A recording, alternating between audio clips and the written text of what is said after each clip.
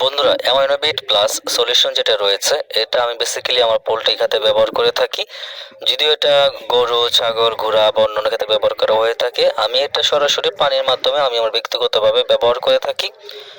এই মেডিসিনটা মূলত হলো একটি শরীরের মাংস বৃদ্ধি করার ওষুধ, ওজন বৃদ্ধি করার ওষুধ, এবং এটি প্রোটিন তৈরিতে সাহায্য করে এবং মাংস তৈরিতে বিল্ডিং ব্লক হিসেবে কাজ করে এবং দুধ তৈরিতে গুরুত্বপূর্ণ ভূমিকা রাখে। ডেক্সাটোজ ইলেক্ট্রোলাইট, ভিটামিন ও অ্যামিনো অ্যাসিডের ঘাটতি পূরণ করে। এছাড়াও এটা হচ্ছে যারা গরু হোক বা মুরগি হোক বা হাঁস হোক মোটা তাজা করানোর জন্য লালন পালন করেন, যারা এগুলো দ্রুত বিক্রি করে দিতে চান, বিক্রি করার 15 দিন আগে এই মেডিসিনটা ব্যবহার করা যেতে পারে।